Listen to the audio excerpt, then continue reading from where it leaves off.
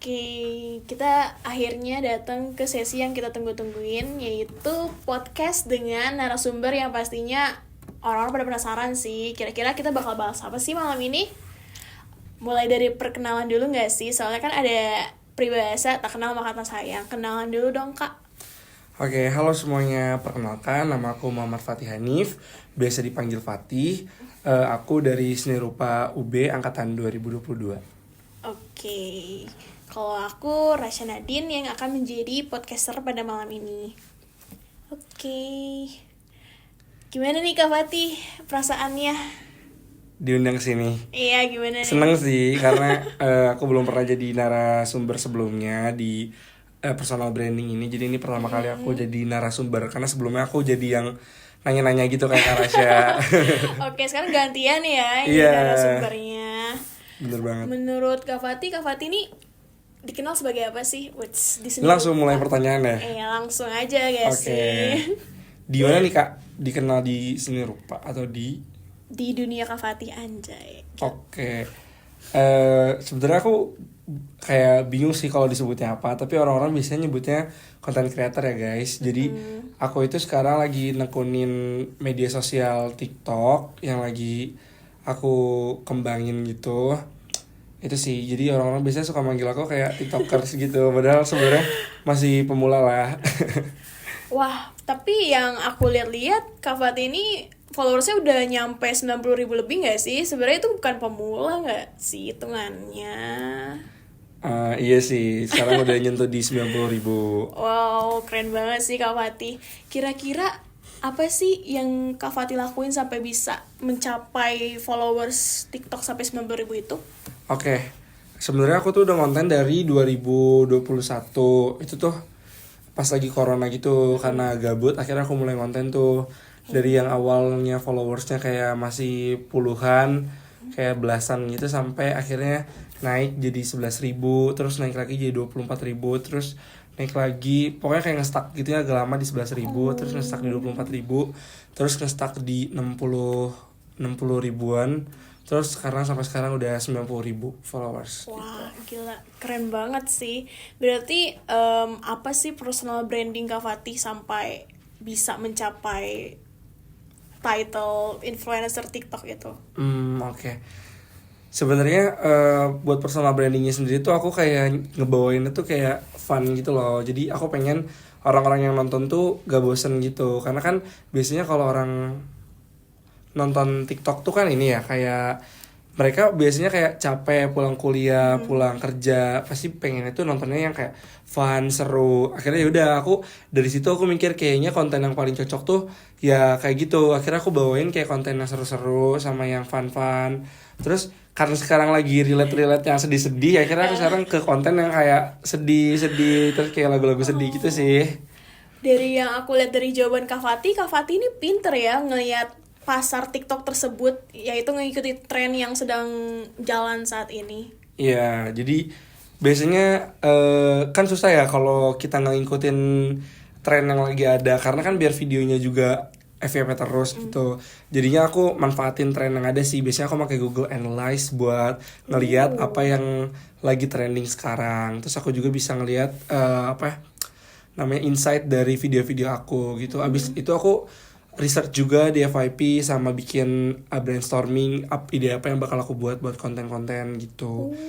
Gitu sih, paling sama nyari-nyari lagu yang lagi FYP karena biar nge-boost videonya. Wow, keren banget sih Kak, so cool. Okay. Berarti kesibukan Fatih akhir ini apa? Kesibukan aku sekarang sih paling ikutan organisasi yaitu EMUB 2024.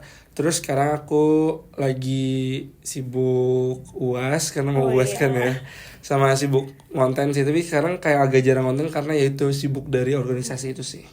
Berarti personal branding Kak Fatih sendiri udah bukan influencer TikTok lagi dong, berarti nambah lagi dong sebagai orang yang suka organisasian.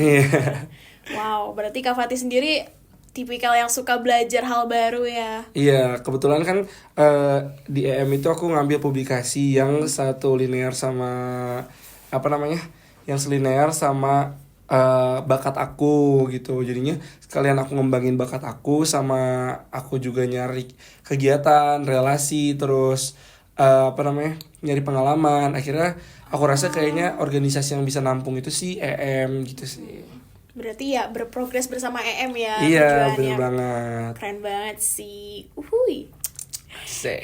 Jadi kalau misalkan dari Kak Fatih sendiri nih jadi influencer TikTok itu perlu nggak sih skill editing atau skill bicara mungkin yang bisa nge-guide audiens gitu? Menurut aku itu gini nih, kalau aku suka bingung sama pemula yang nggak berani konten. Menurut aku kalian tuh buat bikin video TikTok tuh nggak perlu harus bisa ngedit atau nggak bisa ngomong di depan umum, karena kan sekarang tuh banyak konten TikTok tuh yang cuma pakai kata-kata doang atau nggak perlu ngomong gitu kan ya Karasya. Jadi kayak sebenarnya gak usah takut buat mulai gitu. Menurut aku kayak selagi kalian punya ide, selagi kalian punya kemauan, gak salah banget buat kalian itu mulai ngonten gitu. Karena kan sekarang tuh kalian cuman bikin konten pakai AI aja tuh udah bisa. Nanti AI yang ngomong gitu sih. Kalau buat aku sendiri, aku masih manfaatin skill edit aku sama skill public speaking aku. Buat skill edit aku biasanya pakai CapCut, sama kalau gambar-gambarnya aku pakai Canva sih. Untuk public speakingnya ya udah mungkin kayak di video-video yang aku harus ngejelasin produk atau ngejelasin barang sama kegiatan, di situ sih aku bakal voice over gitu.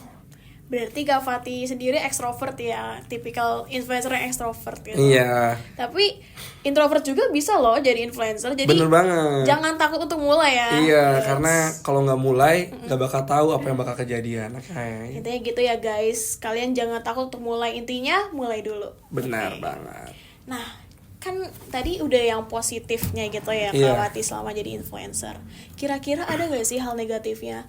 Misalkan Kak Fatih lagi nggak ada ide untuk konten, kira-kira Kak Fatih gimana tuh solusinya? Mungkin kalau aku biasanya kalau lagi gak bisa mikir gitu buat ngonten tuh, aku istirahat dulu sih. Karena kan kita butuh istirahat juga ya buat ngejernihin pikiran kita, sama nyari apa aja sih yang bakal kita lakuin ke depannya gitu. Karena kan butuh istirahat. Biasanya aku istirahat sehari 2 hari sambil kayak gak ngonten, mungkin kayak kita lihat video-video buat referensi gitu. Oke, berarti ya jangan terlalu di-push juga banget ya. Karena kalau di-push banget nanti kan idenya juga bakal habis ya guys. Karena ide kan gak selalu bakal penuh gitu di otak kalian, pasti bakal ada masanya habis sama masanya ada lagi. Ada kalian gaspol tuh buat konten, tapi kalau lagi kosong banget gak salah kok buat istirahat dulu sambil kalian mau healing terus kayak sambil lihat referensi video-video atau enggak konten-konten yang lagi viral sekarang gitu, buat dipelajarin sama buat nanti diikutin gitu. Oke, bahkan dari sarannya aja tuh insightful banget ya. Gokil sih. Berarti ya gak usah FOMO mungkin ya Kak Fatih, yang kayak harus ngupdate mulu nih tiap hari, upload konten gitu. Itu kan gak perlu ya. Jadi kayak istirahat gak apa-apa. Gak apa-apa.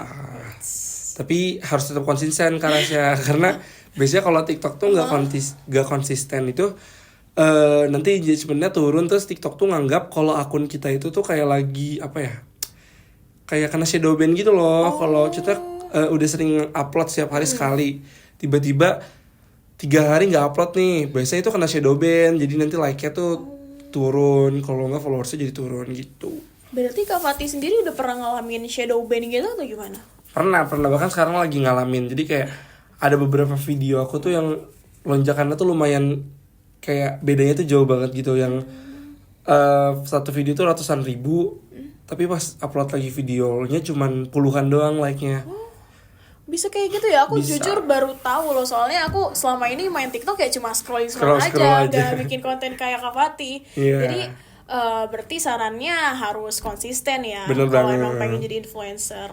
Nah, dari Kak Fatih sendiri nih, ada nggak yang bikin Kak Fatih itu beda dari influencer yang lain? Apa ya, mungkin pertama yang bikin aku beda dari content creator lainnya tuh dari diri aku aja sih. Kayak orang lain gak bakal nemu diri aku di diri orang lain gitu. Jadi kayak kalau orang lain tahu ya pasti tahu itu aku gitu, anak idal gitu biasanya kan. Bahkan aku kadang orang-orang tuh nggak tahu aku gitu, tahu-tahunya dari TikTok aku gitu. Gitu sih yang pertama. Yang kedua, pertama bikin personal branding kalian tuh apa ya? Kalau bisa jangan yang buruk gitu loh, yang baik. Jadi orang-orang tuh taunya kalian kayak oh ini yang bikin kontennya bermanfaat, kalau nggak bikin kontennya ini apa gitu sih. Oke, berarti emang hal positif juga ngaruh banget ya. Jadi kan misalkan kita kan masih kuliah ya. Iya. Kalau misalkan bikin konten yang buruk, ntar orang-orang itu influencernya tukang drama. Kan Iya. kayak gitu nggak enak ya didengar. Nanti kan kayak di real life-nya juga nggak ditemenin gak sih? Oh, selama ini sih aku taunya, bahkan aku kenal Kak Fatih itu dari konten TikTok dulu loh, sebelum kenal Oh langsung. iya tuh. Iya. Kita sebelum kenal langsung tuh kenal dari TikTok dulu Iya, guys. sumpah. Waktu itu aku ngeliat kontennya Kak Fatih yang lewat FYP aku yang kembar. Oh yang kembar. Sumpah guys, TMI itu tuh heboh banget di angkatan seni rupa 22. Kamu kembar gitu. Semuanya pada nanyain ya. Iya, boleh dikasih tahu nggak sih kebenaran dari Ini aku bongkar di sini nih. boleh, ini cuma di sini doang ya bongkar-bongkarannya. Di tempat lain tuh nggak ada. Sebenarnya tuh pas itu tuh aku lagi gabut karena di TikTok tuh ada konten yang orang-orang kembar gitu. Terus aku kayak FOMO, nggak FOMO sih kayak kan seru banget kembar. Akhirnya iseng-iseng aja aku ngedit tuh di TikTok, apa kayak bukan di TikTok sih, kayak di aplikasi edit. Kira kan lumayan jago ngedit foto gitu ya. Jadi aku edit di PixArt, terus aku edit jadi aku kembar. Nah, tiba-tiba videonya tuh rame, melejit besokannya. Itu tuh awal tuh belum MM-an, masih ribuan di salah satu video. Tiba-tiba dia nanya, coba dong spill kalau benar. Akhirnya aku spill lah versi kayak nanya-nanya ke temen aku. Besokannya videonya tiba-tiba 1M like. Terus sekarang udah 32M viewersnya. Wah, itu rame banget. Sebelumnya nyangka gak sih Kak bisa semelonjak itu konten yang kembar? Gak nyangka sih, karena kayak kan udah banyak yang kenal di real life ya. Kayak paling juga gak pada percaya gitu. Ternyata aku baru inget kalau TikTok tuh kan menjangkau semuanya. Jadi kayak ya udah, mereka tuh mungkin seru gitu kali ya ngedengerin aku nanya-nanya ke teman-teman aku. Tapi emang jujur pertama kali aku ngeliat kan konteksnya kita belum kenal ya. Itu tuh seru banget, kayak beneran kembar, kok mirip banget kembarnya gitu loh. Ternyata wow, orang yang sama ya. Orang yang sama ya ternyata. Agaknya satu Indonesia nih kegocek. Iya. Jangan sampai kegocek ya abis nonton video ini. Berarti udah gak bisa ngegocek lagi dong, karena itu ya konten doang. Iya bener banget. Balik lagi itu cuma buat lucu-lucuan aja sih. Iya. Oke, berarti kita lanjut lagi ya. Gimana sih nih Kak Fatih cara konsisten dalam berkonten dan jaga personal branding Fatih sendiri gitu? Oke. Ada gak tipsnya? Kalau konsisten sebenarnya aku biasanya selagi ada tren yang bisa aku masukin, biasanya aku tuh langsung buat videonya, kayak nggak nunda-nunda gitu. Terus kayak kalau lagi males banget, kayak aduh ini males banget, tapi kayak aduh gak bakal, kalau akun gue mati nanti sayang banget nih, udah lumayan udah segini gitu. Jadi itu sih pacuan aku biar buat konten. Terus kadang juga kepacu kayak kalau lagi gak punya uang gitu. Karena kan ada endorse ya kalau kontennya rutin. Yaudah sih itu jadi bikin pacuan juga, kayak aduh lagi uangnya lagi nipis banget nih, yaudah deh konten biar ada klien yang masuk gitu. Masukan lagi berarti TikTok ini menjadi sarana untuk nyari uang tambahan ya bagi Fatih. Bener banget, tapi ya aku anak kuliah kan, jadi kayak TikTok tuh jalan satu-satunya jalan untuk aku nyari uang di rantauan ini, teman-teman. Kira-kira boleh di-spill nggak? Di spill Nggak itu kayak detail banget detail, sih. kayak Jadi berapa dari berapa? kisaran Oke. berapa sih? Dulu tuh dari tuker barang doang. Oh, awalnya dari tuker barang doang gitu ya. Iya, sampai sekarang itu paling mahal aku di satu video 900.000 untuk sama tuker barang atau tuker treatmentnya itu paling mahal di 15 juta buat satu kali. 15 juta? Iya. Itu bisa segede itu uang loh. Iya, tapi itu tukar treatment. Jadinya kayak treatment yang dikasih ke aku tuh seharga 15 juta gitu. Gila. Nyangka gak sih guys? Iya, jadi Gak kayak sih, gak nyangka sih. Wow. yang bisa didapetin itu sih kalau kalian lagi dalam ten.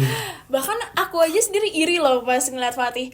Oh, endorse treatment semahal ini. Kapan lagi gak sih? Iya, apalagi cowok kan kayak males banget treatment gitu kayak lumayan nih, udah nggak pernah gitu-gituan nyobain, ya udahlah nyobain ternyata worth sih, jadi lebih cerah, lebih bersih Ya juga. pasti selain emang harganya yang semahal itu, yang didapetin lumayan banget. Jadi Iya kayak, bener banget. masa iya nggak semangat buat konten? Iya. Itu lumayan banget loh. Langsung jadiin tagline ya. Langsung kayak konten Jangan sih? nggak konten gitu ya. Ayo mulai konten. Iya bener banget. Oh, jadi keren banget sih. Aku jujur baru tahu tentang endorse-endorsean gitu. Gimana sih cara Fatih ini menemukan minat atau kelebihan yang ada dari diri kamu sendiri untuk bisa dijadikan personal branding atau bahkan bisa memotivasi orang lain gitu loh untuk sepantaran Kak Fatih ini. Mungkin kalau aku lihat dari bakat aku dulu ya, karena aku jurusan seni rupa. Ada beberapa konten aku sih nggak semuanya, tapi ada beberapa tuh konten aku yang kayak gambar gitu. Mungkin itu juga memacu teman-teman atau orang lain, jadi kayak oh aku suka gambar juga nih. Terus kayak kakaknya anak seni rupa, beberapa tuh jadi kayak ada yang DM-in aku gitu loh, kayak kak aku pengen masuk seni rupa gitu.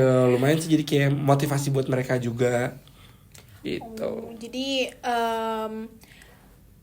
bakat Fatih yang suka gambar, suka ngedit ini bisa jadi inspirasi buat orang lain ya tentunya. Bener banget. Oke, nice. Gimana sih cara apa ya disebutnya, personal branding kamu ini berarti udah ngebantu hidup kamu banget dong. Bener banget. Jadi bisa dijelasin gak gimana cara personal branding ini membantu tantangan hidup kamu sampai detik ini? Menurut aku gini, personal branding itu penting buat semua orang. Kenapa? Karena kalau kamu aja nggak tahu diri kamu, gimana orang lain bisa kenal kamu gitu. Terus personal branding tuh sesuatu yang orang lain nilai dari kita. Makanya gimana caranya kita buat ngelakuin yang terbaik biar orang lain tuh nilai kita jadi baik gitu. Itu tuh benar-benar berlaku banget buat nanti ke depannya kalian. Karena kan pekerjaan juga butuh personal branding yang baik. Terus kalau kalian mau terjun di dunia kreatif juga kalian harus punya personal branding yang catching, yang unik gitu. Jadinya personal branding penting banget sih menurut aku. Oh, keren banget sih. Jadi personal branding itu ya yang bikin kita beda dari yang lain. Masa iya sih kita pengen disamaratakan sama orang lain ya. Nah, kalau misalkan nih ya aku contohnya, aku nih dianggap orang tuh personal branding aku jelek, kira-kira ada nggak sih Kak cara buat merubahnya gitu kayak biar orang lain kayak ngubah aku tuh ngeliat aku tuh jadi lebih baik lagi. Iya.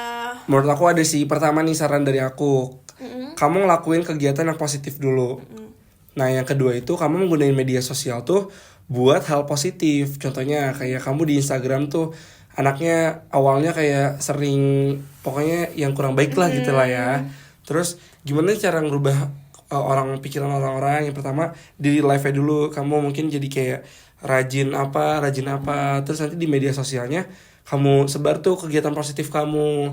Nah mungkin lama-kelamaan itu bakal ngubah stigma orang-orang yang awalnya nganggap kamu buruk tuh jadi lebih baik gitu. Wah, tipsnya membantu banget sih, karena kan mungkin emang banyak gak sih yang masih bingung sampai sekarang, aduh personal branding gue apa sih? Bener. Atau enggak, aduh kok orang-orang nganggapnya gue jelek ya? Maksudnya jelek sifatnya ya, bukan mukanya. Bukan, no more insecurities. Gak boleh insecure ya guys, karena kita tuh emang udah dari ciptaan Tuhan yang paling sempurna loh. Jadi masa insecure? Okay. Believe in ourselves. Believe in ourselves. Kata-kata hari ini.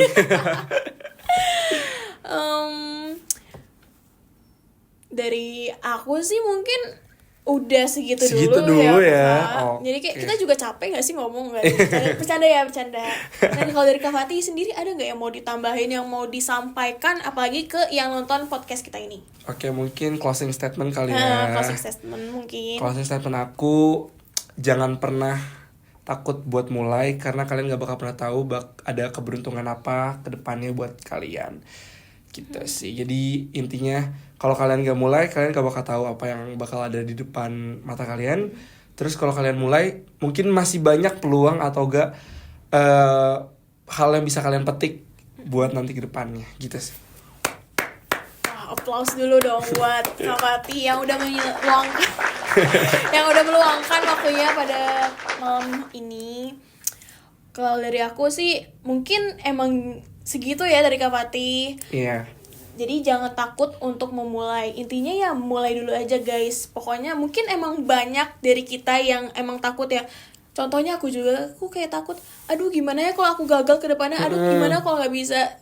Masalah hal kayak gitu tuh yang bikin kita nggak berprogres gak sih? Bener. Kak? Karena takut mulai, jadi kita menunda kesempatan yang ada nggak sih, Kak Rasya? Bener banget. Bisa jadi di depan ada berlian. Loh, Iya. kita malah takut. Malah Gimana? mundur. Iya, loh, ada berlian malah Ternyata mundur. ada longsor. Di belakang ada longsor ya. Iya. Aduh. Jadi ya gitu sih. Ini Harus dicoba dulu buat tahu hasilnya. wah, itu keren banget loh kata-katanya. Iya. Apa? Harus dicoba dulu untuk baru tahu hasilnya. Oke, wow.